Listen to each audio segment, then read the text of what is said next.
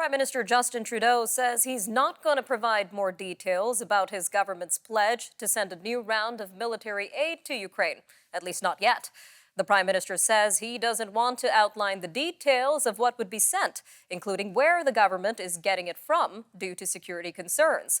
Mr. Trudeau says he wants to be careful about what he publicizes about the delivery of military equipment in the context of Russia's invasion in Ukraine. He says he hopes to share more in the coming days about what is being sent to Ukraine. Well, with us now to discuss this military aid and the situation within Ukraine is Dr. Rob Huebert, defense expert and professor at the University of Calgary. Dr. Huebert, welcome back to Forum Daily. It's my pleasure. Now, it's interesting that earlier the PM said that the military will be sending aid to Ukraine in the form of heavy artillery, but now he says details will come later. So what do you expect to be in the latest round of this military aid announcement? Don't know. I mean, with all this secrecy that he's put into it, it's not clear at all if he's drawing from Canadian capabilities. I mean, we do have 155 millimeter guns that could be taken directly out of the Canadian stock. But once again, with this refusal to let Canadians know anything, it's really hard to know what he's talking about. And the U.S. is taking a different approach here. We know the White House has listed equipment in their $800 million aid announcement to Ukraine. So why do you think the Canadian government is not announcing the details here? Well, there's a real possibility that A, he doesn't know what he's talking about, that he's trying once again just to look like he's doing something. Because when we look at the Americans, when they announced their most recent aid package, they literally listed Stingers, they listed every individual weapon system that they're giving. So this argumentation that somehow that there's a security concern just doesn't seem to hold up. We look, if the Americans really thought there was a security concern, they wouldn't be releasing it. There's the added thing too that's confounding is that we want the Russians to know what is going in terms of assistance. We want the Russians to know that the Ukrainians are not being left alone. So the fact that once again, he would talk in these vague terminologies and without any specifics, citing a security concern that none of our allies seem to have, seems to suggest that there's really not much behind what he's saying about what we're supposed to be doing. And what do we know so far about the equipment that is needed from or for the Ukrainian armed forces?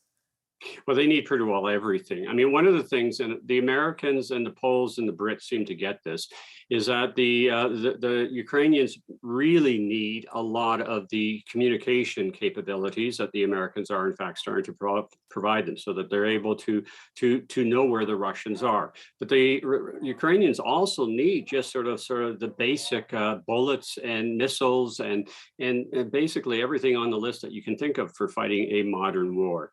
They also need replacements in terms of some of the aircraft that they've lost, some of the tanks that they've undoubtedly lost. And so it goes right across the board, to be perfectly honest.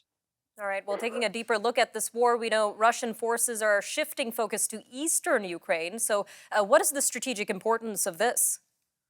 Well, what we've seen in terms of Russian way of war in both Chechnya and Georgia, two examples where they felt similar types of conflicts, is of course the Russians go for an overall attack. That's sort of to cost the enemy in terms of losses. So you want them to bleed more than you're bleeding. And then they'll focus on a specific geographical area. They'll try to hold it.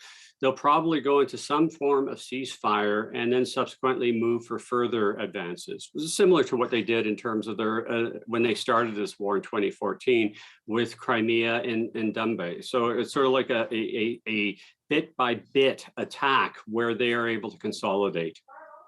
All right, Dr. Huebert, I guess the big question here would be, what will it take to end this war?